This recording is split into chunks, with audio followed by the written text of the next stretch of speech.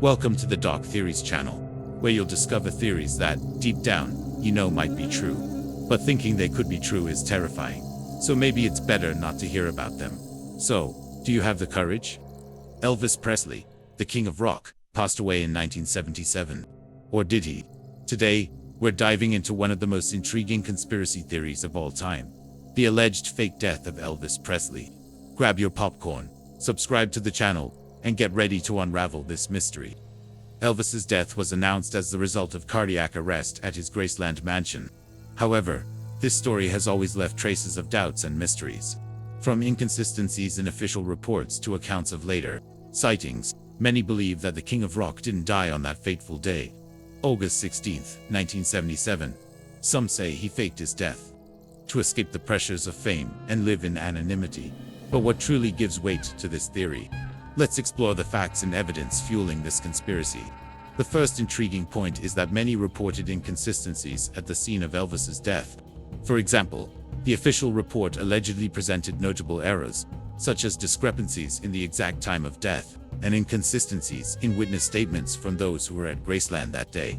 Some also questioned how quickly the body was prepared for the funeral, raising suspicions of a possible cover-up. Despite Elvis's death being classified as a natural one due to heart problems and prescription drug abuse, Elvis's family refused a full autopsy. This only increased skepticism, as a deeper investigation could have clarified the exact circumstances of his death. Furthermore, several official documents related to the case remain sealed to this day, perpetuating doubts about what really happened. Witness statements from those who were at Graceland that day also caused controversy.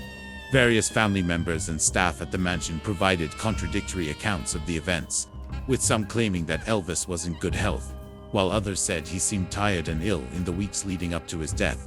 These inconsistencies have fueled speculation about what truly transpired in the hours leading to his death. Another detail that draws attention is Elvis's tombstone, where his name is inscribed as Elvis Aaron Presley, containing an error in the spelling of his middle name, which should originally be Aaron, without the second A. This detail is interpreted by theorists as a way of indicating that the real Elvis is not buried there. Moreover, the family did not allow a full autopsy, and to this day, some official documents about his death remain sealed, increasing suspicions. Another point fueling this theory is the reports from people claiming to have seen Elvis alive. After 1977, witnesses swear they encountered him in common places like gas stations or supermarkets. These people report that he seemed to be trying to blend in with the crowd, but was still unmistakable to those familiar with his career. One of the most famous stories is of a man who claimed to have seen Elvis at an airport shortly after his death was announced, purchasing a ticket under the name John Burroughs, a pseudonym the singer often used. This incident supposedly occurred so casually that it raises the question: was it a coincidence or a deliberate attempt to continue his life away from stardom? Some say that the behavior of John Burroughs at that moment was strange, as if he was trying to avoid direct contact with other passengers. Moreover, notable figures have also fueled this conspiracy. Gail Brewer Giorgio, author of the book Is Elvis Alive?, claimed to have investigated phone recordings that allegedly prove Elvis was still alive years after 1977. Bill Bixby, an actor and personal friend of Elvis, hosted a TV special in the 1990s exploring this theory. Another figure, Mike Joseph, a dedicated fan, claimed to have found photos he believed show Elvis alive, disguised, attending family events at Graceland after his death. These accounts increase curiosity and make many continue to question what really happened to the King of Rock. It's no secret that Elvis faced immense pressure due to his fame. His mental and physical health were deteriorating, and he seemed trapped in a life he no longer wanted to live. The weight of being a living legend was something few could bear, and his exhausting tour schedule, combined with prescription drug abuse, became unsustainable. He often expressed to friends and family his desire to step away from the spotlight and find peace. This theory suggests that faking his death would have been the only way to escape all of this and live anonymously. Imagine the pressure of being recognized everywhere, never being able to be just Elvis, the man, instead of Elvis, the myth. Some human behavior experts say such a drastic decision could be understandable in a state of despair, where the need for emotional survival outweighs all other considerations. Over the years, it became clear that Elvis's mental and physical health was rapidly declining. In his last public appearances, he often looked tired, overwhelmed, and emotionally unstable. The weight of being a living legend seemed increasingly difficult to bear. Elvis was no longer seen as a man, but as the mythological figure the public idealized. He could no longer simply be Elvis, the singer and human being with his flaws and weaknesses. He was Elvis Presley, the myth, and that was an unbearable burden for someone who just wanted to live a peaceful, private life. From a very young age, Elvis was thrust into the spotlight in a way that few can comprehend. He rose to international fame in his 20s, and his life quickly became a constant public display. He was followed by fans everywhere, and his image was constantly shaped by the media. There was no room for him to simply be an ordinary man. The whole world wanted something from him: a performance, a photo, an appearance. Even when he wasn't touring, he was watched, judged, and adored. Over time, this lack of privacy became devastating for him. Reports from close friends and family members indicate that Elvis spent more and more time at home, feeling isolated. He felt trapped in his own image, and the outside world seemed farther away than ever. When Elvis mentioned wanting to disappear, it wasn't a momentary feeling of despair, but a constant sense of drowning under the weight of his fame. He wanted to step away, find peace, and just be a regular man, without the expectation of always being the king of rock.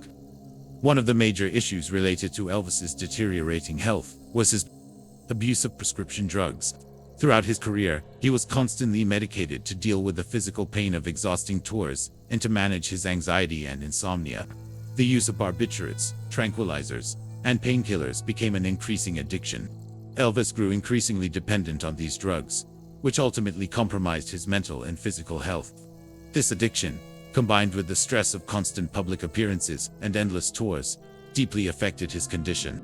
Elvis himself confessed to close friends that he felt immense pressure to maintain his superstar image, even when his body and mind were in ruins. His emotional overload, combined with substance abuse, was one of the factors that made him feel like there was no way out.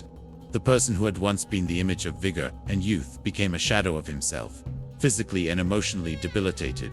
Curiously, several letters attributed to Elvis have surfaced since his death, containing messages suggesting that he was alive and living in anonymity. These letters, often found in unexpected places and with details only he could know, have strengthened the belief among conspiracy theorists that the King of Rock did not die but instead faked his death to escape public life.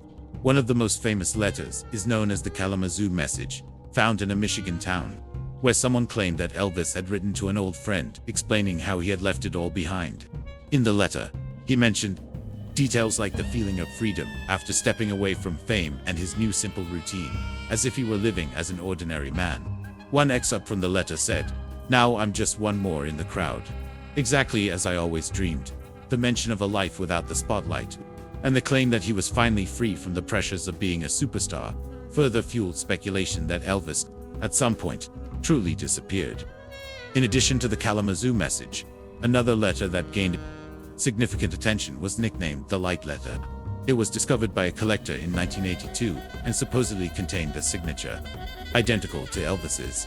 The letter mentioned specific details about his routine at Graceland that were not publicly known at the time, such as the renovation of a secret room within the mansion, something that sources say Elvis had done in the last years of his life. In the text, he even stated, "What matters is that I found my peace, away from what everyone expected of me." This recurring theme of seeking peace and freedom seems to reinforce the idea that his death could have been a carefully orchestrated hoax to escape the weight of his fame. The Memphis Letter and the revelation about disappearance. Another letter, known as the Memphis Letter, was allegedly sent to a friend of Elvis, living in his hometown.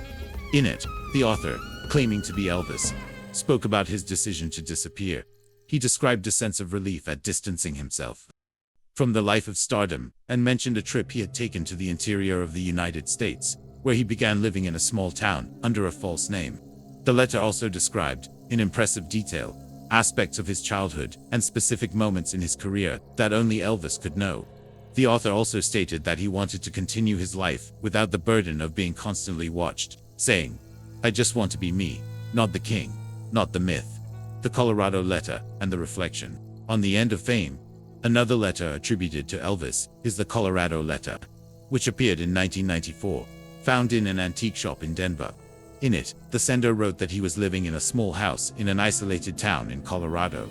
The letter, which seemed to have been written shortly before his official death, mentioned the difficulty of dealing with life under the spotlight and the constant pressure of being Elvis Presley.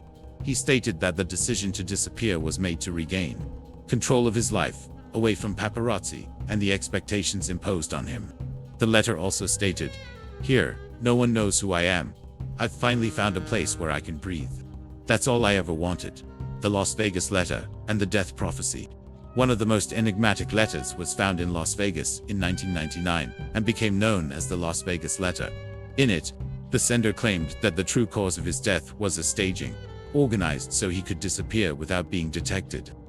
This letter mentioned that Elvis had already begun planning his fake death a few years earlier, when he started distancing himself from his social circle and reducing public appearances. The letter also included a kind of prophecy, where the author stated, "When time passes, everyone will know the truth. But for now, it's better that the legend dies, because, without it, I can just be a man." Theories about the authenticity of the letters. The authenticity of these letters continues to be a heated topic of debate among fans and conspiracy theorists. Some of the letters feature signatures that can be verified as similar to Elvis's, but as expected, there are also many skeptics who believe they are forgeries.